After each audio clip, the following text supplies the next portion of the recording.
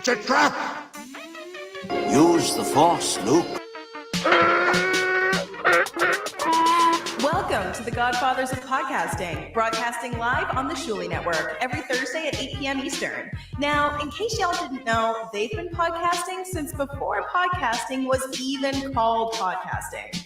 Archives of this show are available on every major podcast provider, and you can find video archives, merch, and more on their website, godfathersofpodcasting.com. Now, here are your hosts, two guys who've been broadcasting online since 1996. The Godfathers of Podcasting themselves, Donnie De Silva and Chris Tidwell. Hello, hello, hello. May the 4th be with you. It is Star Wars Day, a holy day for us Star Wars nerds, of which Tid is not one. That would be Tid. I would be Donnie. This is the 136th installment of this program. Hello and welcome to all of you joining us. We know that you have other options today. There are Star Wars festivities happening. The playoffs are booming. There's all kinds of stuff going on, but you decided to hang it with us. We appreciate it. Thanks to everyone joining us right now in the Shuli chat. Tid is monitoring the chat right now. If you have questions, comments, whatever, feel free, and he will get them to us. Whatever you got, we'll take it. Questions, comments, roasts, whatever you want.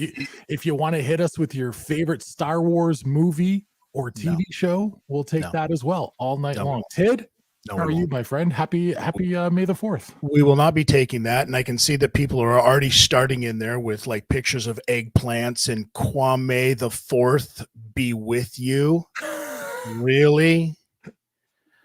We're starting this nerd invasion already, right? Next thing you know, what's tomorrow? Wait, isn't tomorrow some kind of thing for y'all too? Tomorrow's like Revenge of the 5th. No, it's Cinco de Mayo, you idiots. All right, get it right. It's a low level Mexican birthday, apparently.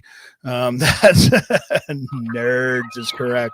Could you imagine? Like everybody gets, goes to work in their nerd outfits on May the 4th and stuff like that. Could you imagine if we did the same thing and had the same kind of energy on Friday the 13th and just showed up at work in like hockey masks with machetes, try to pick up your kids at school? Listen, can you? That's way cooler. Friday the 13th, great film franchise. Star Wars, better religion. Yeah. For the cult of the nerd. That's what the next one should be called. Star Wars, Cult of the Nerds. See, here's what you don't realize, Boomer. In your day, nerd was an insult. Today, we outnumber you. So fuck your hat. That's still an insult. You guys just too nerdy to understand it. Nerd. Sorry, I shot you with my blaster. Yeah, no, it really hurt too, nerd. Thanks, nerd.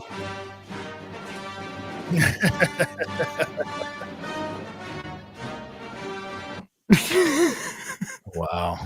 Okay, listen. Let's do this. It is May the 4th. Okay. You are a Star Wars hater. You don't know shit about shit when it comes to one of the greatest film franchises and now television franchises of all time. Not completely think the Mandalorian television show is maybe the best Star Wars property ever. Not completely true. I watched the original 3, you know what I mean, when they first came out when I was a child. Is that the last time you saw them? Yeah, I haven't seen any of the new. No. I probably know more about new Star Wars movies from commercials. So since we are celebrating May the 4th, I thought it might be fun to see how little Tid actually knows about the most referenced film franchise in history, the most parodied. Let's see what Tid knows. So, boys, we have some Star Wars trivia questions. Tid's not prepared for this, by the way, at all. All right. Well, you guys are getting that stuff ready. I'm just going to say, Bone CK, what up, gang? Shuli Network, sup, Bone, sup, Brady W. Everybody's having fun in here so far. Nerd day today, drunk day tomorrow. I mean, isn't every day just the drunk day? To everyone in the chat. Hello there. Oh, that was nerd. All right. First question. Okay. Whoa. What name did Obi-Wan Kenobi go by when he was living incognito on Tatooine? Ben Feinstein. You know, if you just stuck with Ben, I would have given it to you. Oh, why he didn't have a last name? He was Ben Kenobi. Oh, really? Yeah. Which All I right. always thought as a kid was weird, right? This guy's Did you- trying to hide out undercover. Yeah. Kenobi can't be a real common surname. So, like, Yeah. that's probably the part of the name you should have changed. You could have been Obi-Wan Jones. So I'm saying he was Ben. It's like Smith, Feinstein. says the Shuley Network. All right, Exactly. next question. All right. Star Wars trivia for Notorious TID, Chris Tidwell. Who killed Jabba the Hutt, Tid? Video. No, Video killed the radio star. Oh, okay. Who killed Jabba the Hutt? If I remember correctly, it was diabetes. That sounds about right. Yeah, definitely diabetes. Princess Leia in the sexy steel bikini. Oh, did she? She sure did. She All took right. the fucker out. Wow. With what neck? That's an excellent question. Yeah. Right. How do you slip that choke in there when like- there's really nowhere to lock it in? It's Yeah, it's like putting a front face on a blobfish. like trying to choke out Butterbean. Whew. Not happening. Next All right. question. What is the name George Lucas originally wanted to use for Luke Skywalker? Larry Long. No, I'm sorry, Ted. That's that's not correct. Wasn't which part was wrong? The Larry? Yes. The Larry part was wrong. Okay. It was I'm sure there's people in the chat that know this. It was Luke Star Killer. Really? And then he decided Was he a Star Killer sounded a Was he little too stripper? he thought Star Killer sounded a little too evil. little too menacing. Rex says Jvik. I think he had a stroke on the keyboard. Offer. Jack Jvik Offer. is yes, Jvik Mihofer. I think he's Swedish. What's the next question? Let's get one real quick. Let's see if what is the actual name of Baby Yoda? That's the little green dude, right? Hey, there you go. So I know this from commercials. His name is grow fast, grow long, grow goo. Hey. Good one. Yeah, I only know this because like buddy of mine and all of ours actually, his girlfriend is a huge fan of Baby Yoda. So there's a time during the holidays that everything had to be bought under the sun. You know what I mean? There you go. All right. Let's skip that one. Let's get one more. Oh, who is Anakin Skywalker's mother? Mrs. Anakin Skywalker. Or just Mrs. Skywalker. Do you know who Anakin Skywalker is? Yeah, he was the dad dude. The dad dude, who Right. later became known under what name? Mr. Skywalker. Anakin Skywalker, who eventually becomes Darth Vader. I said that, Darth Vader. His mother Yep. was Shmi, which sounds more sorry, like what? an insult. She was Shmi Vader. Shmi Skywalker. Shmi Vader. Did she make the trip over to the dark side with him, or was there like he became evil because of a bad divorce and there was no fucking settlement? They just both got rid of the kid. Like, what the fuck kind of movie you watch, man? He didn't actually have a dad. He was an immaculate conception through the Force. Oh, fuck off! Immaculate conception. It's a trap. That is the most unbelievable story ever told, dude. Nobody in their right mind could ever possibly believe this immaculate conception story that you speak of. Where'd they Use get the that Force, from? Luke. Use the foreskin. Listen, I will fully admit that I have seen Spaceballs, so like use the Oh. Schwartz. May the Schwartz be with you. There I'm you okay go. with that, right? Yeah. I mean, there is a lot of Star Wars parodies out there, and that's one of the many. What? Huh? That wasn't Spaceballs wasn't a parody.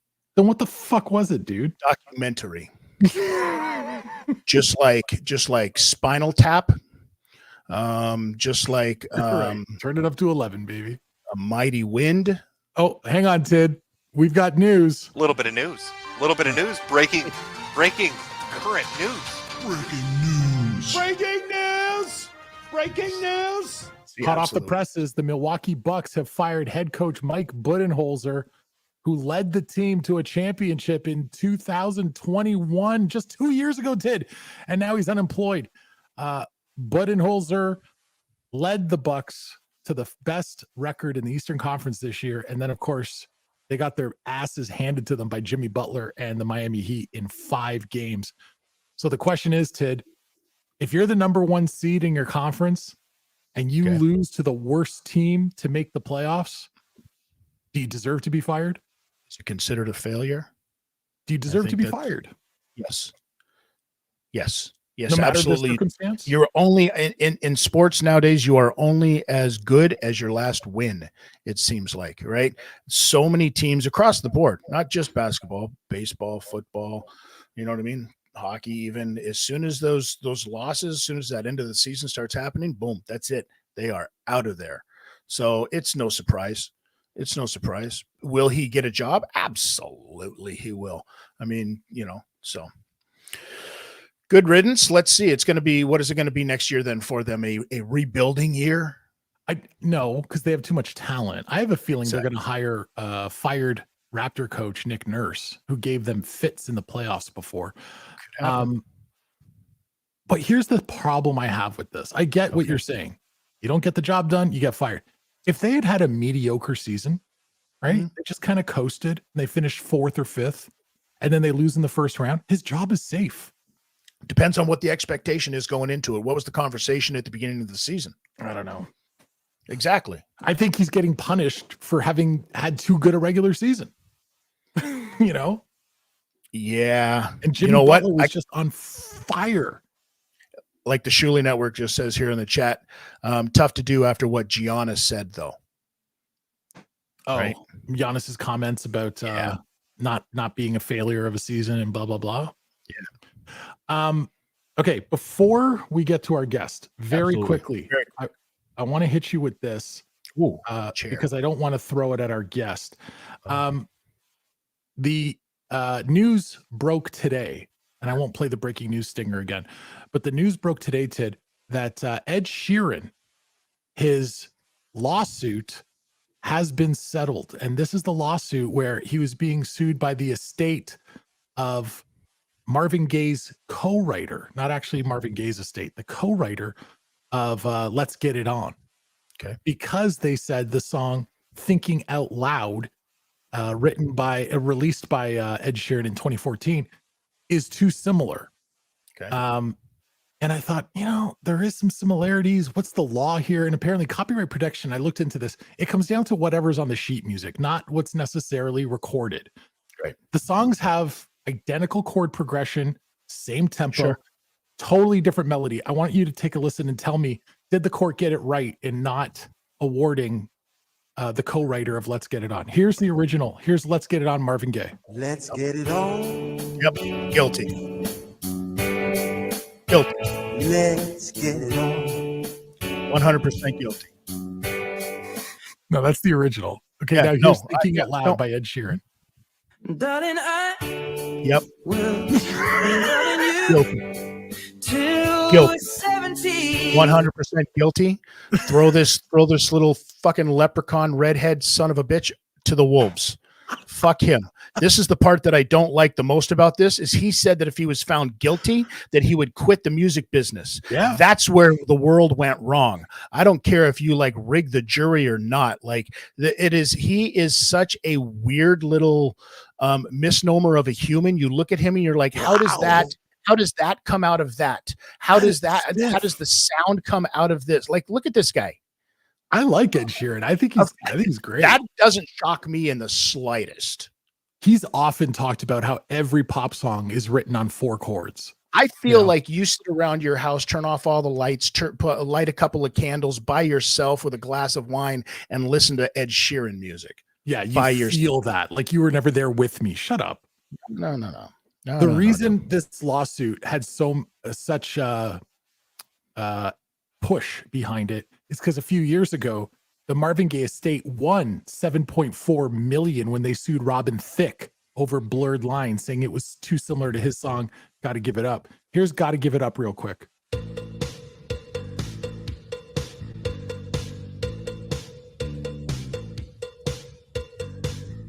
Now here's Blurred Lines by Robin Thicke that made him pay out $7.4 million.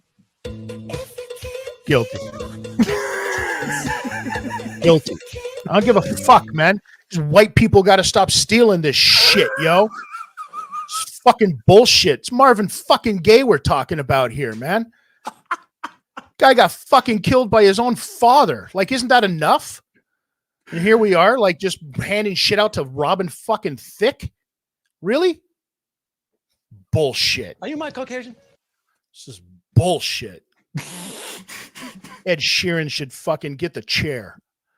That is a racist. Not at all. Not even close. I love me racist. some Marvin Gaye, brother. Don't get it twisted. All right, We gotta ladies give and it gentlemen, boys, let's bring in our guest. It is time right now for the big hello. This week's guest, he's been on the show before. It was way back on episode 44, and we are fired up that he's taken the time out to join us again. He's a longtime broadcaster, having worked in radio and television for over 2 decades. Toronto music lovers will remember him on CKLN 88.1 and KISS 98.5.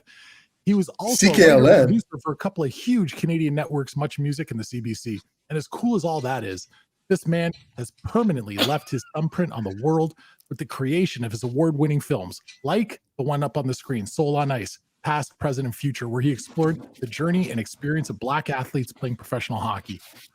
Earlier this year, he released a new doc entitled Ice Queens, which is not a sequel to Frozen, and it's not about my ex. It looks at the history of Black women in hockey and their contributions to the sport. Ice Queens is currently available on Hulu, Disney Plus, and ESPN Plus. And beyond all of that, this man is also a passionate educator and mentor who has worked extensively to support emerging filmmakers and artists through his workshops, lectures, and mentorship programs. He has helped to nurture the next generation of Canadian filmmakers and to create a more inclusive and diverse film industry. Ladies and gentlemen, now that I finished my little essay, you know I spit bars, but I do not spray. It's time for the man, let us not delay. He was born ready, you wanna vouluve. This ain't a bad way to spend a Thursday. Playoffs are on, yes, they're underway. I asked if that was cool, he said it's okay. So give it up now for Damon Mason, aka Kwame. Yeah, what's up with you guys? What's happening? What is going on, man? First How are of you all, doing? I don't know Thank where you guys so much. I don't know where you guys got that the bio. That's who gave you that bio? Chat Much GPT. Music, CKLN. Chat GPT. What's that? Exactly. It's AI. Okay. We're getting. I was like, yeah, he had. It's an AI bio. That's what Donnie does now. If artificial intelligence is wrong, then we'll just blame them, and they're not ready to take us over yet. Blame AI. So you guys are gonna get me in the mood because right now the Leafs are losing 3-2. So I was avoiding looking at the score. Man. All right. Just can't. They just make it so hard for me to love them. It is a very dysfunctional relationship to be a Toronto Maple Leafs fan. It's hard. So what's happening, boys? How's it going? Quamster, what's good, man? We're happy to have you on. It's been a minute, like I said. The last time you were on was, the first few months we were doing this podcast, and it's been a few years now, and you're back. And it seems to me like since the time that we had you on, not that we had anything to do with it, obviously, but since the time we had you on, you're everywhere, dude. You're everywhere. Like I see you on Sportsnet. I see you on CBC. I see you everywhere. People recognizing your talent, your ability. And I read something, was it about a month ago or so, that you had an opportunity to go into an NHL locker room and give a pregame speech. Yeah, man, that's pretty cool. Talk to me about that. So, myself, during the Black History Month, Black History Game for Washington Capitals, they were looking for some new ideas. They wanted to do some spoken word thing. And I was like, I'll do you one better. and I connected them with Socrates from Scrabble. For those who don't know Socrates, Yeah. and he created this tribute to the 11 Black players that have played for the Washington Capitals, he called it Caps 11. So we made the song, shot a little video for it, went out to Washington, and yeah, it was pretty cool to go and sit in the locker room, and there's Ovechkin and all the mans them on. Just being able to talk to them, that was kind of surreal. I never imagined I'd be able to kind of talk to some NHL players. That was pretty badass. I gotta say. What do you say to them? What do you say to them? Well, I was talking to them about the importance of inclusion, the importance of being more than just players, and being able to embrace your community.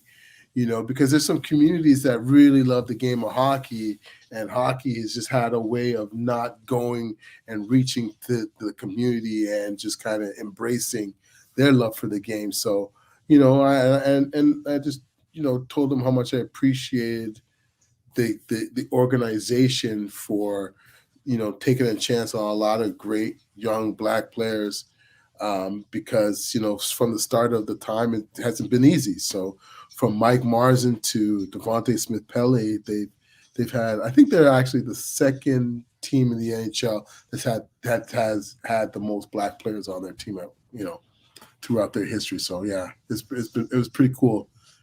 And there's Ovechkin, like that's a living legend right there, and for him to be, it was pretty interesting just to actually these guys are just sitting there, they're looking at you and they're listening to you, and and being a fan of them is awesome. Yeah. Mm-hmm.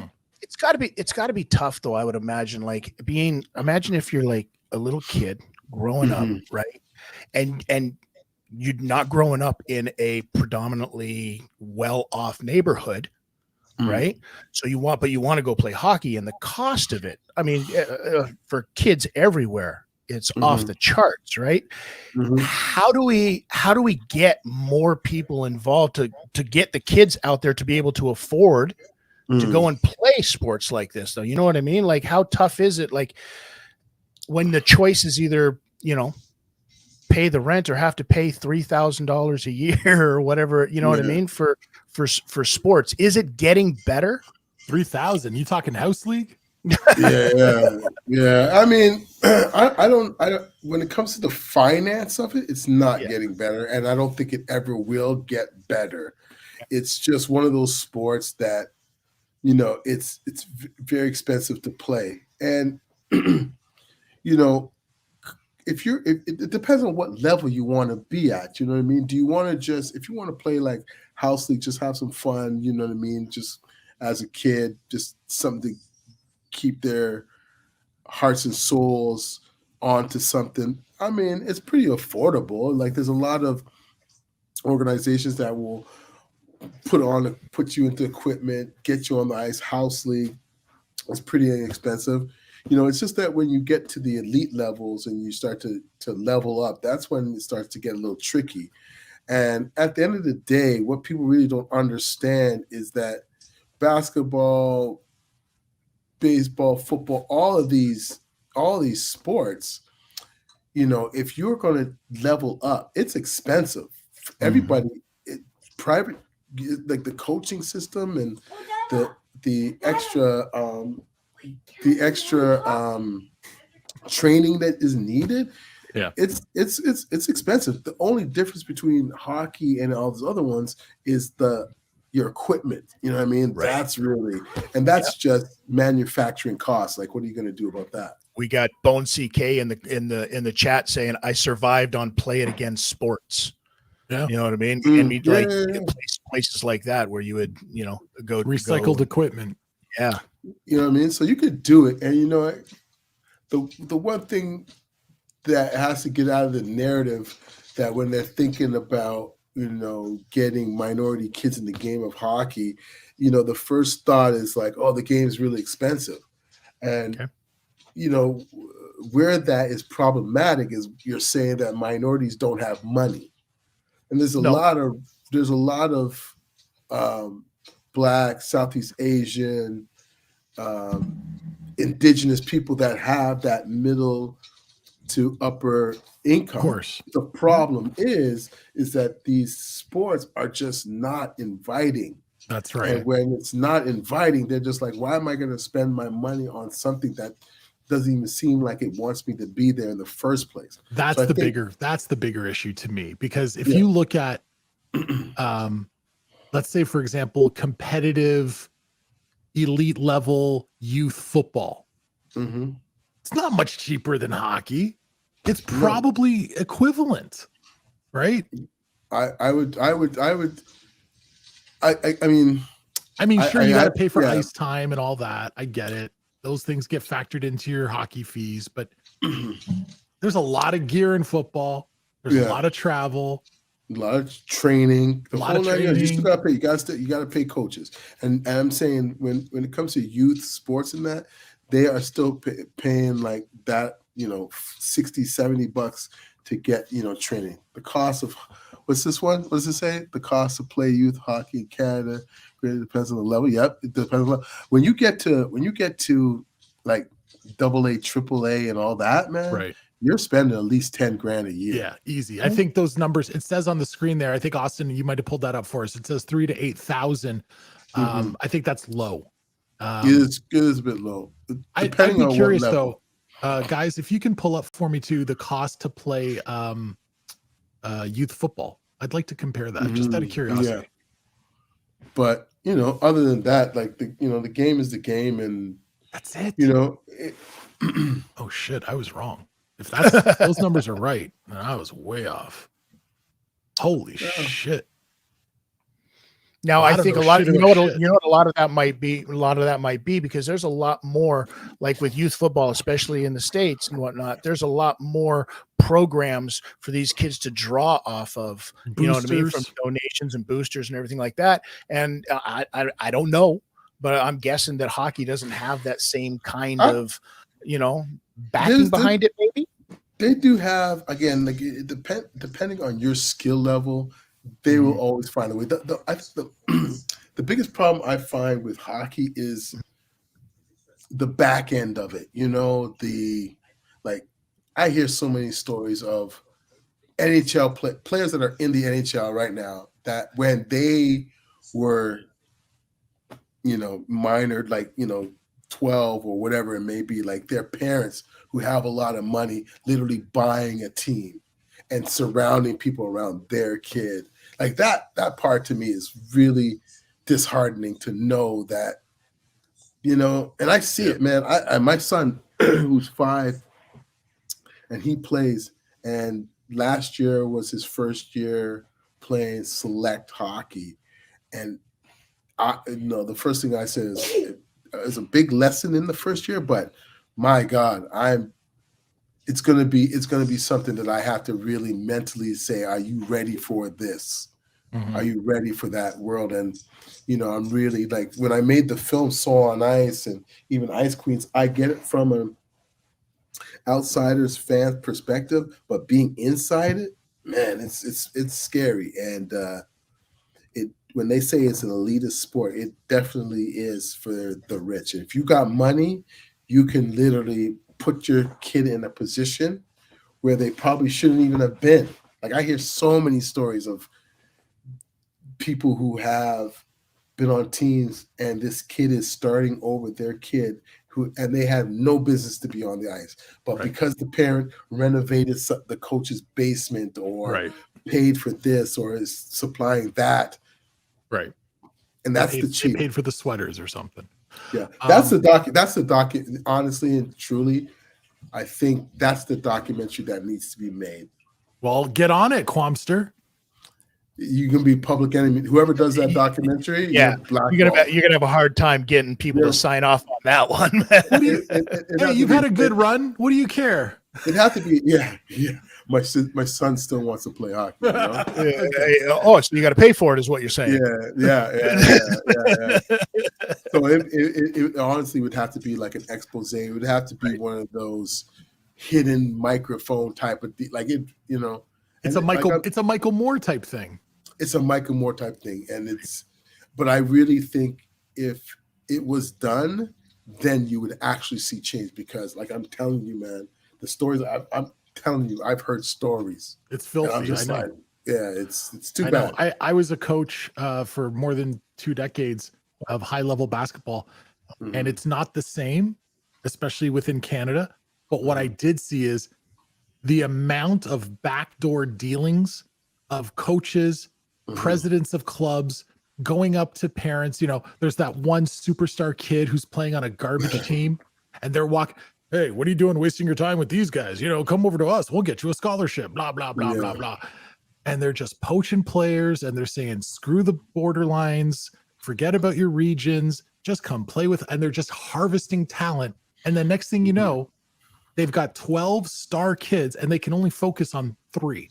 You know, and it's a joke. But I was going to ask you, when you talk about those systemic problems in hockey that still make it not as inviting for the young Black family to put their kid into the sport, right? It's not just about the finance.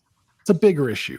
In basketball, we talk about the trash talk that happens on the court. And in hockey, it's the same thing, but they call it chirping, right? Everyone's always chirping.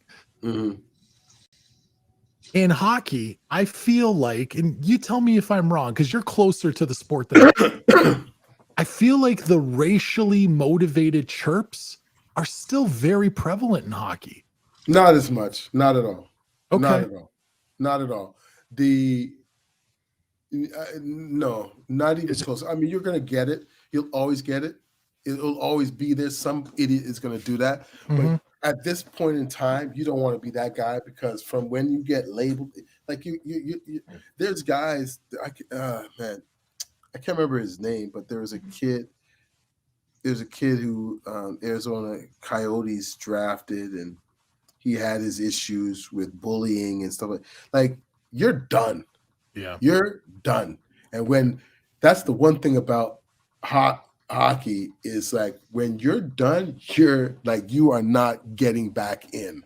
And Mitchell Miller, you know, that's so you'll have the chirps and you'll have the trash talk at this, and the racial, like, I mean, you don't want to be that guy. You really don't. And as far as if you think it time wise, I mean, again, you know, I've talked to guys like Mike Marsden and Val James and Willie O'Ree and Tony McKegney. Like, if these kids right now are sad because someone called them the N-word, you need to put your skates away and just leave and go do something else, because you have not gone through anything compared to what those guys have gone through. Right. And everybody's pain is different, but to equate what they went through in the 60s, 70s, 80s, even the 90s is nowhere near.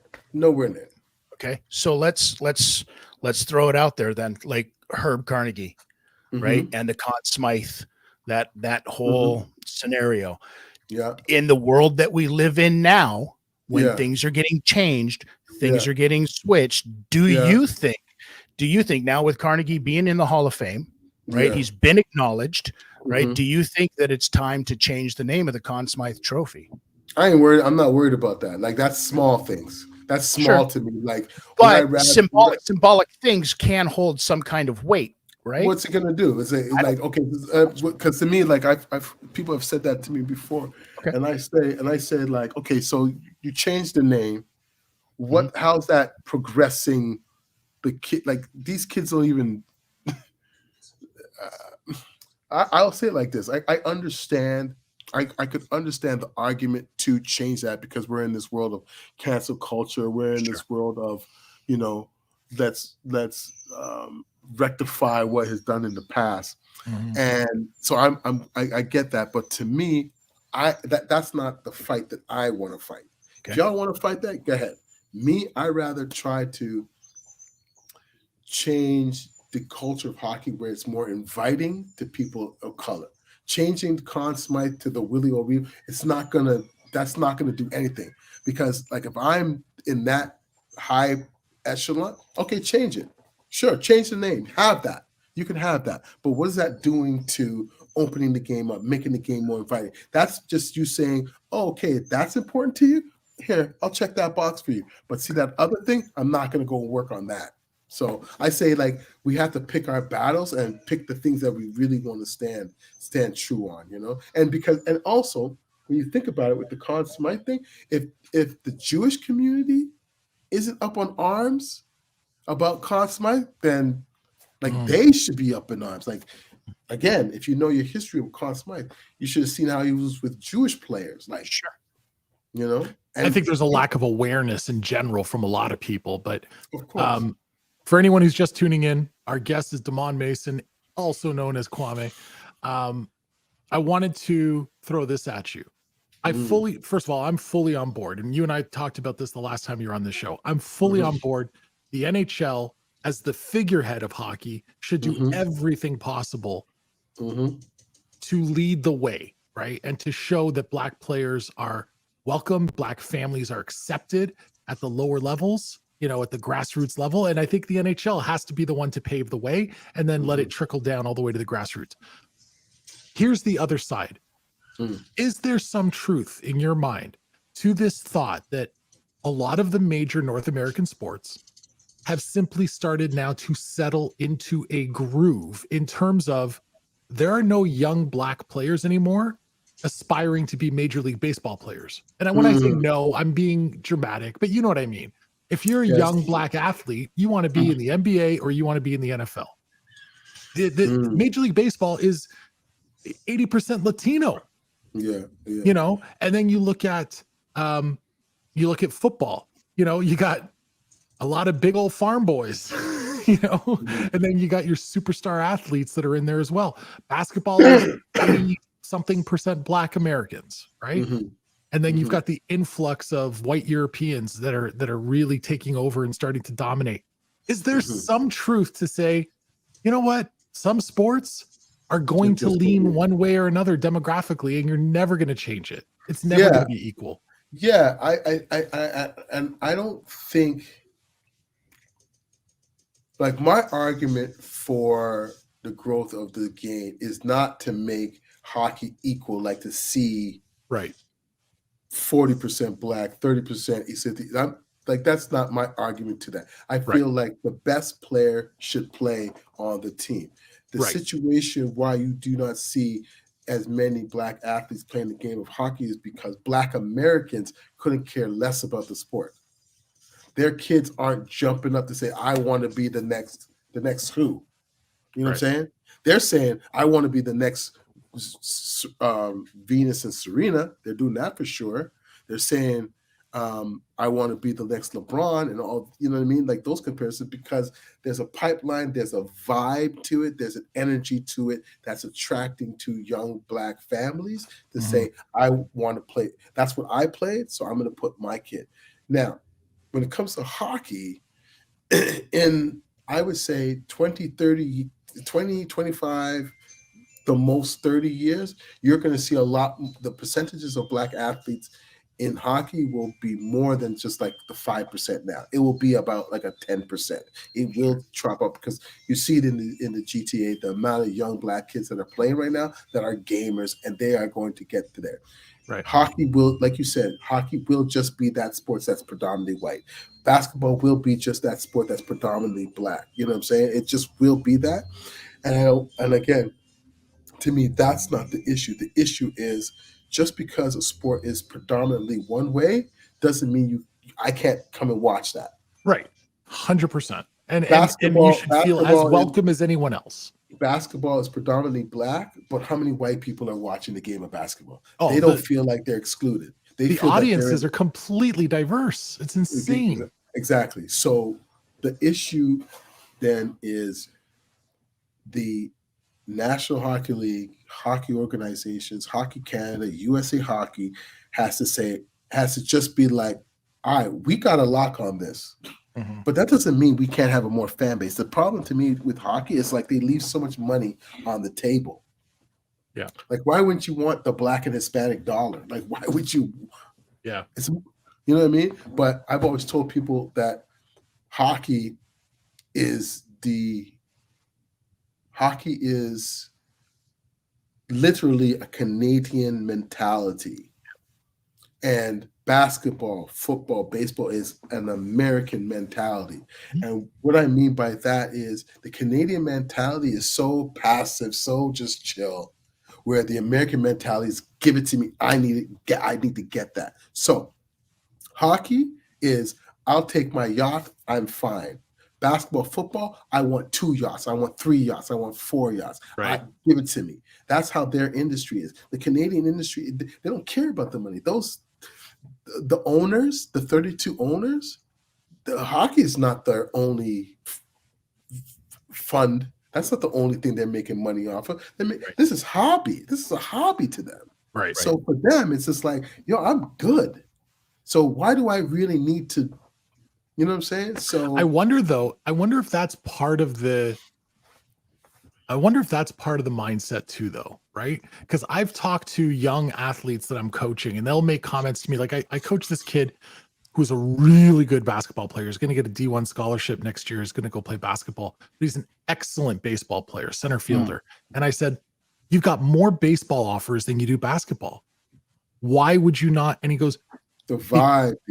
He goes, the route to go from minor league baseball to pros is a nightmare. He's like, if I'm a good player in college, I got a real good shot at being a millionaire, even if I suck in the NBA, right? Yeah. And in hockey, you look at it and the economics, I get what you're saying. It's not all about the money, but your top paid player in the NHL is the 7th or 8th best guy on an average NBA team. Yeah. And they're good. But, then you have to say to yourself, okay, how much money do I really need? Sure. All of it if you get 2 yachts, 3 yachts. You know what American I mean? mentality versus Canadian mentality. Canadian mentality is like, I'm good. I make a couple of $1 million a year. I'm fine. We talked off the top today about Milwaukee Bucks coach Mike Budenholzer that was fired right before we went onto the air today.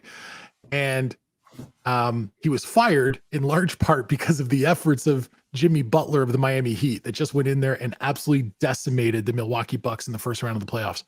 There was a great story that came out about Jimmy Butler this past week, Kwame, where they talked about his mother kicked him out of his house when he was a preteen. He was homeless. He had nowhere to go. And he was just couch surfing from one place to another for weeks at a time until finally he met this nice family. When he was 15 or 16, they took him in and they let him stay. They got him enrolled at a local high school. He started playing basketball and the rest is history. Changed his life. I wonder how many of those stories exist for young phenom basketball or hockey players that we just never hear about because no one took a chance on them, Yeah. I mean, the Stewart brothers had it pretty tight. Anthony Stewart had a lady that really took him in, when they didn't have, and the rest is history for him. But there's not too many farm boys in Saskatchewan who are getting kicked out of their mother's place to, you know what I mean? Like that's just not happening. It's a whole different world. It's a whole different world, definitely, and it absolutely is. I want to switch gears very quickly because I don't want to run out of time. Hey, yo! First of all, sorry, I'm looking like Denzel Washington right now. I'm sorry, I ain't got no proper lighting in there. You know why? You know why? Because you put your kid in hockey. Yeah. That's what fucking happened, right? I That's can what I'm have saying. lights. I can have lights over here, but that's skates. So I come in looking like Wesley Snipes. So I wish I looked like Denzel. Let's talk about the new flick. Yes. Let's talk about Ice Queens. What was there a big difference? You know what I mean? Obviously the mindset going into it, but what did you find that there was a big difference with Soul on Ice and going in and doing Ice Queens? Yeah, obviously with Soul on Ice, it was a lot harder for me because I was a first-time filmmaker. I had to scrape and try to figure out where I was going to get that next dollar. Whereas with Ice Queens, the NHL was like, yo, here's some money, go and make the film and put it out. It's still difficult to work because again, like I didn't, the budget kind of got slashed because I was supposed to do this over COVID, and I just kind of made it work and stuff. But it was the process was still pretty tight, but I liked working like that, and I'm just really happy how it turned out. Yeah, beautiful piece. Fantastic. And I think there you go. There's a shot up on the screen there for Ice Queens. Angela James right there. I think what's great is you're shining a massive spotlight, which you don't have in your home right now, but you're shining a massive spotlight onto a segment of a niche sport that a lot of people don't even know exists. Hold on a second, though. I'm looking at this picture, and I'm seeing at least two, and I probably don't know how to skate. Okay, maybe one. I could probably take at least one of these athletes out with a body can't. No, you can't. That one right there. I said maybe one. Right? And you got to remember, like I'm on wood. Yeah, I'm 6'4", 290 pounds. You put me on a pair of skates, and I'm going through the ice. Yeah, that doesn't happen. Oh my God! Yeah, there's no chance. You would not catch any of them. I'm curious to know, Soul on Ice, award-winning, super successful, Ice Queens, rave reviews. You talked about the expose piece that will probably not get made.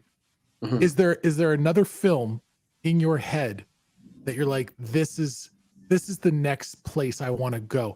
Will it, if you stay on the sports documentary world, do you want to stay hockey, or do you ever want to explore some of the stories in other areas of sport? I mean, I think I still have lots to do with hockey because I feel like if I were to just exit right now, there's going to be this visual void, or I'm going to have to leave that visual void to other people who don't have an original thought in their brain, and they just have to go and steal ideas and do the same thing that's been already done. You know what I'm saying? What do you mean? That sounds like a diss track. It's definitely a diss track. But I just feel like there's still stuff that I want to do. Still these little, like, for example, like I also did these short pieces where I took Ryan Reeves to a black barbershop in Vegas, or I took a couple of players over to Wyclef Jean's house and had dinner and they talked. I mean, I want to still do those kind of things because I think if I do more of those, it just allows Black fans or people who want to see a different flavor from the game of hockey, doesn't matter what color they are, I can bring it, I can give it to them like that. I just feel like that's one part that at least I know that I contribute to the game. It's a different flavor. Like when you see what I do compared to what anybody else does in the NHL, it's night and day. It's just it's different, but it's under that same umbrella. So my work. Like you can put my work up against anything that they do and be like, yeah, somebody else did that. Right. Yeah. Well, here at the Shuley Network, I don't know if you know this or not, but they do not condone stealing ideas. Just so we can make that very, very clear. Right. I appreciate that.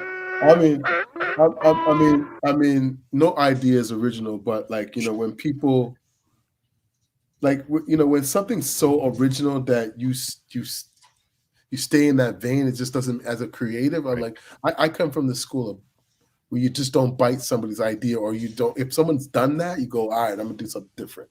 Right. And so when somebody does what you've done, it's just like, man, it's hard to let go sometimes, but you got to let it go. Yeah, no, I can definitely see that. And I mean, I think that, I think you obviously have stories to tell. I think that there's obviously still more that you can offer. I'm curious to know your opinion on this, because prior to your filmmaking days, you were a guy behind a microphone like us, right? You were you were working in the media and radio and TV and all that. And there's a story that's been making the rounds over the last little while, and it's getting a lot of traction. I'm curious your thoughts on it. There's a bit of a celebrity battle to purchase the Ottawa Senators between Ryan Reynolds and Snoop Dogg. Not that they're the primary owners, but they are part of the ownership groups. What's your thought on this? So the one with Snoop, I'm a part of that group as well. Whoa, I did not know this. Yeah, I'm looking at the advisory board of that group. Okay. I mean, that's what it is. I mean, I would say Snoop is more vocal and has participated and been more engulfed in the world of hockey than Ryan has been. So the fit is really a big deal. And his involvement in the team, not only is it to be the face, but he also brings something to the table that will be very unique. So you saw what he did with football, right? So that he had there's a few kids that graduated from his programs that are playing in the NFL. Right. So what do you think he's going to do in hockey? Well, he doesn't like to lose at anything. That we know. Have you talked personally with Snoop about this project? I have not. I have not. Now, here's the thing. We've seen Snoop throw a football before. Right? Is there video of him on a pair of skates? Yes, there is. If you look up Doghouse, I think he had that reality show. Right. You'll see him on the ice with Willie O'Ree. And actually, if you know of the Chappelle show, Darnell Rollins, who plays Ashley Larry, used to play hockey. Right. Yes. So, yes, there is video of Snoop Dogg on the ice, and it's not pretty. I love that. What a hilarious like he should not be wearing a helmet. Like that don't even look fresh. that is not his bucket. That's not gonna attract any black people to want to play hockey. And he's wearing a Ducks jersey too. Like who the fuck is this guy ducking? He's a big Anaheim fan. Yeah. Oh, that makes sense. He's everything LA, right? Yeah, it's closest to home, right? Yeah. Kwame, listen, man, you've been awesome hanging out with us tonight. It's May the 4th. Are you a Star Wars fan?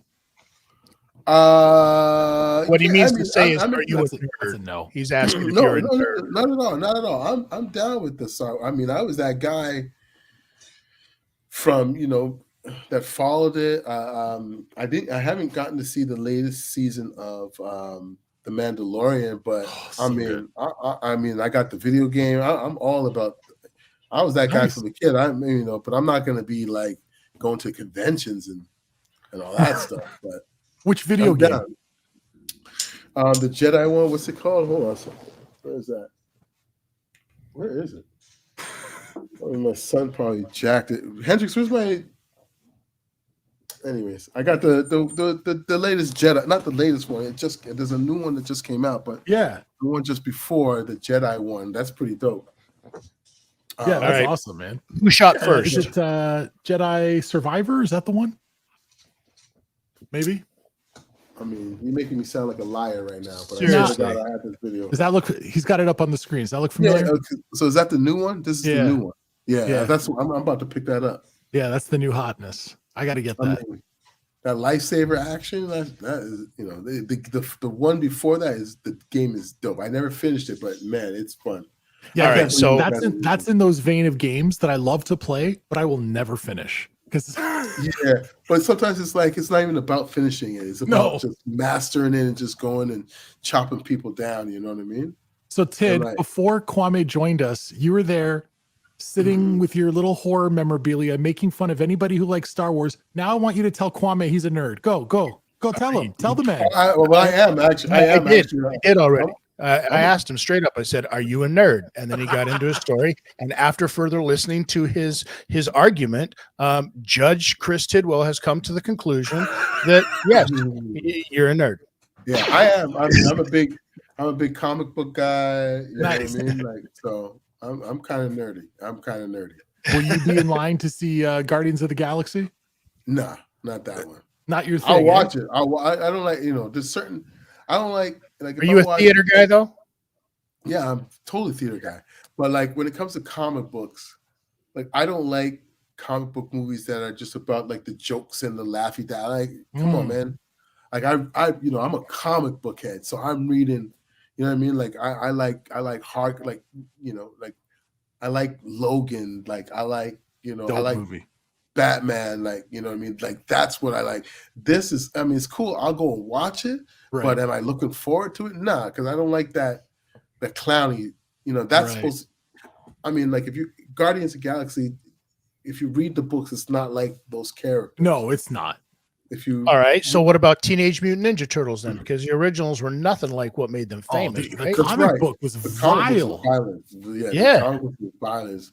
But you know what I mean? I mean, again, even like that, I won't go and watch a Teenage Mutant Ninja Turtle movie, but I'll read the book. So. Listen, Kwame, we're going to let you go because we're up against the clock, and I know you want to watch the rest of this game. Yeah. Let the people out there know if they want to get in touch with you or if they want to fund your next film. How do they reach you? Shoot, man. You can check me out. The Saw on Ice movie. Quamster is my IG. I mean, I'm always talking to myself on Twitter, so shit. You got an Amazon, anyways, bro. Have you started an Amazon wish list? Maybe get a ring light on that motherfucker the next time. It's so funny. I just thought about it. I do have a ring light, but it's in the bedroom. And OnlyFans. Listen, I've said this. I said this when you came on. I describe you as like, when you're watching those Hallmark movies and that good-looking brother comes along and steals your wife. That's you. That's right there. You know what I'm saying? So, like, get a ring light, man. Quit depriving all these people. This Omar Epps looking motherfucker. No. Yes. All right, listen. Quamster, it's a pleasure, man. Thank you for taking the time out, especially during a playoff game. We really appreciate it. Oh, we're losing, so. And yeah, we're losing anyways. But thanks so much. Tiff says, love you, Kwame. Absolutely. Thanks, appreciate it. Appreciate you. Go follow him on socials, everybody, and do your thing. There you go. Wow, that was abrupt. We even give. There. Okay. Jesus, like get him off. Get him out of that. All right, that was aggressive. We've had our quota of blackness on the show. Let's go. That is a racist. All right, guys, that was a drinking problem, not a racist problem. That's right. Tremendous. All right, thanks, All Kwame. right, thank you very much, Kwame. All right, boys. There he goes, Kwame. Chris Tidwell, yes. Final thoughts? Thank you to everybody who came in here. It's always fun. Shuli Network, 2 in 1 day. Yeah, listen, very quickly. This is the thing. This thing is made out of bread. It's called Pan Solo, where they made a giant bread thing, right? In carbonate. It's crazy. It's ridiculous. But however, here's the thing that I wanted to mention quickly. From? The fucking internet. Who knows? But here's the thing. Somebody made, a fully retractable working lightsaber that can cut through like a plasma cutter through stuff. Another person has regone and made a stormtrooper outfit completely from head to toe that's fucking bulletproof. Yeah. This is a danger to society going forward. There is going to be a nerd king of all fucking nerds running around in a bulletproof fucking stormtrooper suit and a goddamn lightsaber. Isn't he the same cat that we're going to see at the Niagara Falls Comic-Con? I don't know if he is involved with the Hacksmith guys or not, but I don't know. But that is insane that this is where we're at right now. And eventually, like, this is going to be the new machete fights on fucking World Star that you're going to see is 2 nerds in the middle of the street fighting with actual fucking lightsabers. Why you got so much like nerd hate? Fucking nerds. Because Revenge of the Nerds, man. Like, if it's not horror, it's shit. I mean, yeah, but whatever. No, that's not true at all. It's just not my thing. That's cool. It's your bag, right? When's the last time you sat? Let me ask you a question. When's the last time you sat down by yourself? Last time you sat down by yourself, not with the wife, not with anyone else, and you watched a romantic comedy? A what?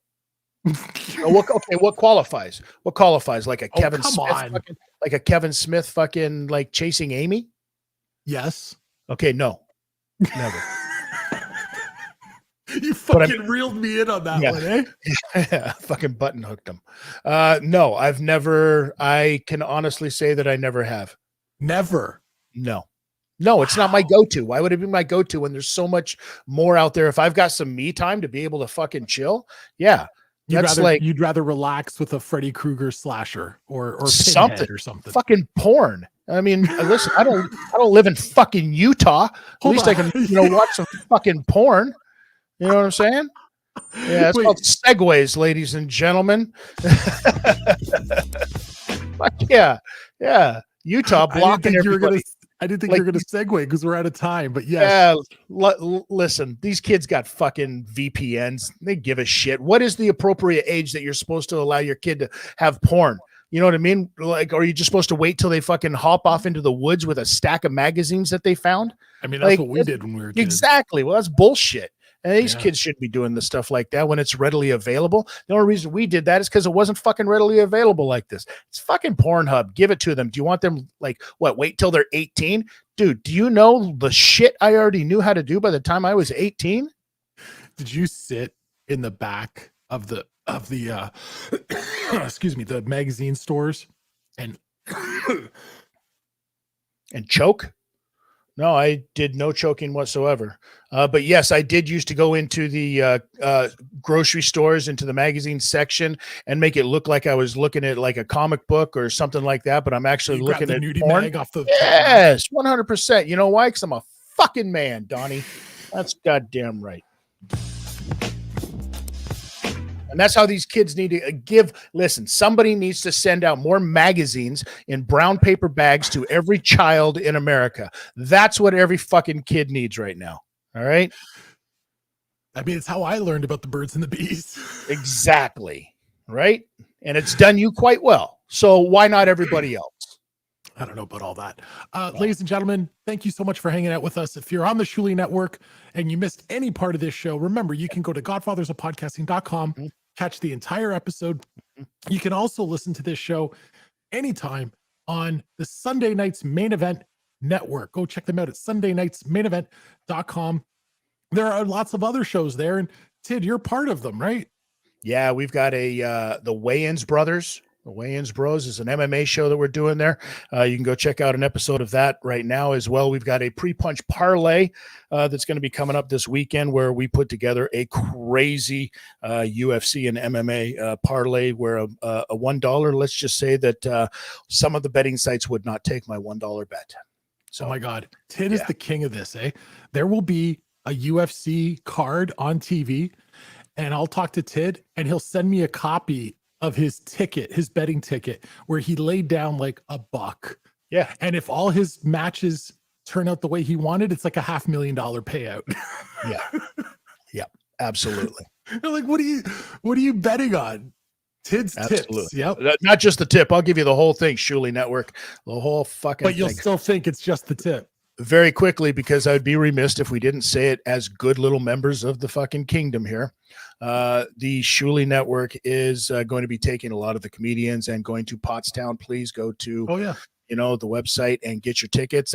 That is next week. Wow, we are quickly approaching. Next Saturday. I will say this, ladies and gentlemen, not that it fucking matters to any of y'all. I am going to be there. I've already booked a room, so it is 4 minutes away from the venue. So let's get it on. I will not be there. I will be actually performing a wedding that night, that same night. And I will only be an hour from you. You're going all the way down to Pottstown, PA. I'm going to be an hour up the street in Pennsylvania. Absolutely. So anyone who's drunk and looking for an after party, hit me up. Dude, let's go crash the entire fucking wedding party. Bring them all. That'll be amazing. That would be unbelievable. I'm down. All right. We are totally out of time. That's Tid. I'm Donnie. This has been episode 136 of the Godfathers of Podcasting. Go to our website, figure out how you can get our merch, how you can donate and support us, and make sure we keep doing this for all of you. Thanks a lot. See you next time. Peace. Fuck this shit, I'm out. Fuck this shit, I'm out. No thanks. Don't mind me. I'ma just grab my stuff and leave. Excuse me, please. Fuck this shit, I'm out. Nope. Fuck this shit, I'm out. Alright then. I don't know what the fuck just happened, but I don't really care. I'm